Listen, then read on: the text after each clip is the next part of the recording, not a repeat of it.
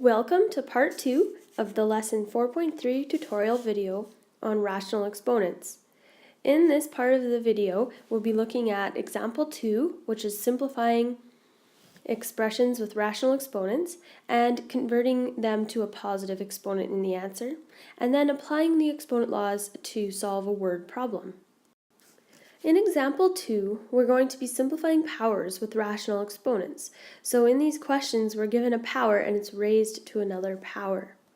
When we have a power raised to another power, we multiply our exponents together. So we can rewrite this expression as x to the power of 2 times negative 3 over 2.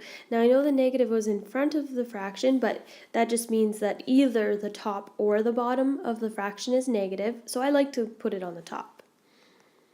Once we have our multiplying here, we have to multiply our fractions together. So to multiply fractions together, we multiply the tops together to get a new top, and we multiply the bottoms together to get the new bottom.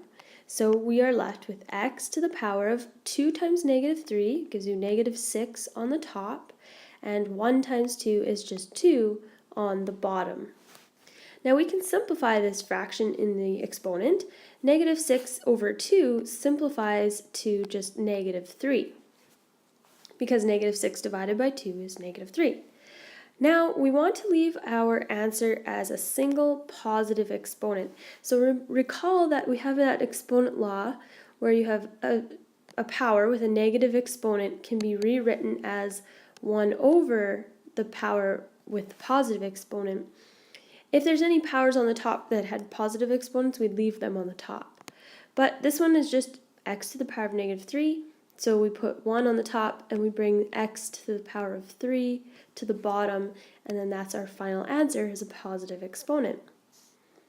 Now let's look at example B. We've got 27 times x to the power of 6, all raised to the power of 2/3. Now this is important because everything in the brackets has this exponent of 2/3. So that has to come into all of the powers inside the brackets.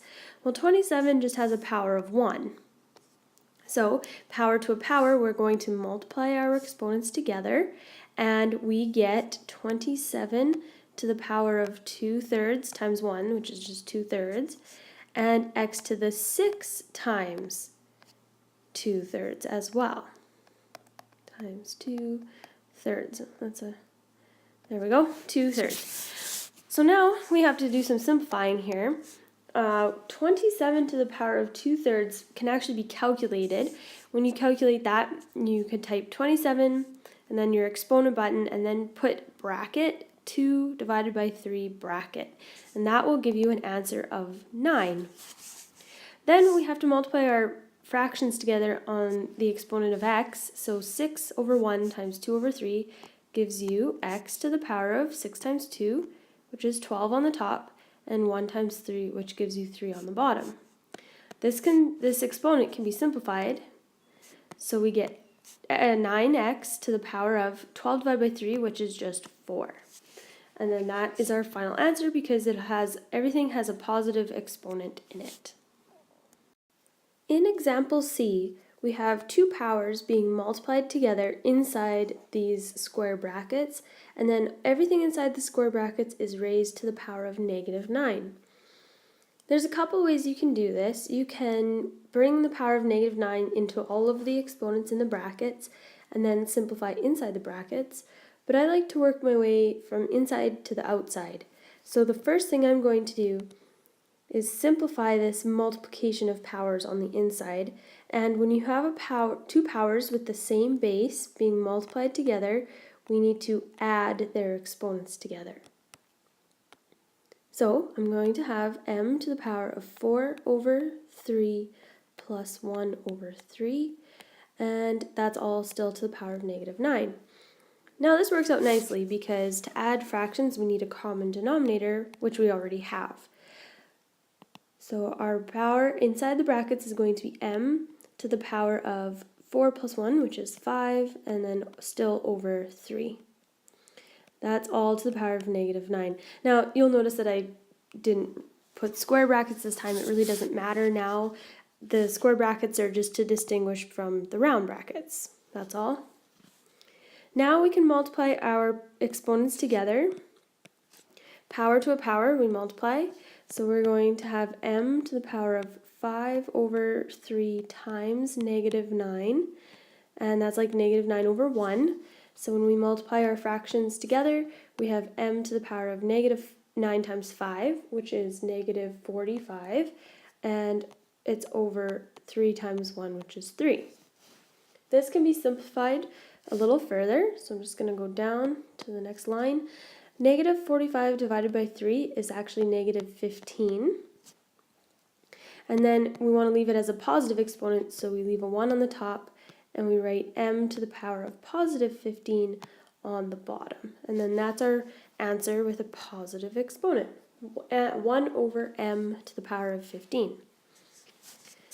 In example D, we have a division inside of the brackets, and we can't simplify that because we have x to the power of 3 and we have 64, so they can't be simplified together, different bases.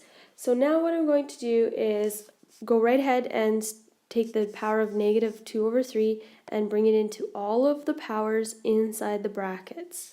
So we have x to the power of 3 times negative 2/3, power to a power, so we multiply, and that's over 64 to the power of 1, which is just negative 2/3, because 1 times negative 2/3 is negative 2/3.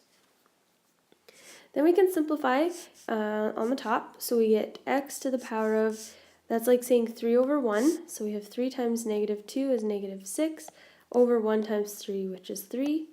And that's still over 64 to the power of negative 2/3. And we can simplify the exponent of x a little further. So we have x to the power of negative 6 divided by negative 3 is just negative 2. And then over 64 to the power of negative 2/3. We don't want to leave our answer with negative exponents, so we have to make them positive by flipping our fraction around. Any negative exponents move to the other side of the fraction. So x to the power of negative 2 has to move to the bottom because it was on the top, and 64 to the power of negative 2/3 has to move to the top because it's on the bottom. So we'll rewrite that as 64 to the power of positive 2/3 over x to the power of positive 2. There's one more simplifying step, and we just want to make sure that 64 to the power of 2/3, see if it equals a whole number. So if we type that in, 64, and then your exponent button, and then bracket 2 divided by 3 bracket, 64 to the power of 2/3 should equal just 16. And then over x squared, because that can't be simplified any further. That's our final answer with all positive exponents. Take a minute here to pause the video and carefully read the word problem. So Josh invests $5,000 in a fund that increases in value at a rate of 12.6% per year. And they give us this formula here to represent all of that information. So you don't have to come up with, how do you use the $5,000 or how do you use the 12.6%? They do that for you when they come up with the formula. Q over 4 is the exponent, and Q represents the number of quarterly periods. Well, there's 4 quarters in a year, so say it went a year and a half, that would be a full year plus a half year would be 6 quarters. And A represents the final amount of the investment of what it would be worth. Okay, so in part A it says, what is the relationship between the interest rate of 12.6% and the value 1.126 in the formula? So how did they get 1.126? We know that the value of the investment was increasing by a rate of 12.6%. Therefore, the total new value of the investment was going to be 100%, that would be the original amount of the investment, plus the increase of 12.6%. So it's 12.6% higher than the 100% you started with. So that gets you 112.6% total is what the new value is. This was the new value. And when they change that to a decimal by dividing by 100, you get 1.126 as your decimal. Next, it asks us, what is the value of the investment after the third quarter? So we start with our formula, where Q was representing the number of quarters that the investment has been in. So after the third quarter, we want to calculate when Q equals 3 and calculate this formula. So we sub in 3 for Q. So you're going to have 3 over 4 in your exponent.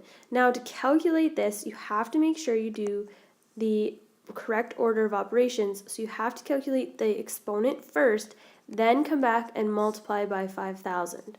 So when you do that, you're going to have 5,000 times whatever 1.126 to the power of 3 over 4 equals. Well, that equals 1.09308 ... It keeps going on and on. Now use that unrounded number, so don't delete it from your calculator, and just times it by 5,000. And that will give you your investment amount after the third quarter, which is going to be equal to $5,465.42. Now for part C. Part C is saying calculate the value of the investment after 3 years. Well, we need to know how many quarters are in 3 years. There's 4 quarters per year. So 4 quarters per year times by 3 years will give you 12 quarters total. So that's what we're going to sub in for Q. So let's write down our formula and sub in 12 for Q. And then solve using order of operations. So calculate your exponent first, then calculate the multiplication. 1.126 to the power of 12 over 4. Now 12 over 4 is just 3. So it's like saying 1.126 to the power of 3 gives you 1.4276 ...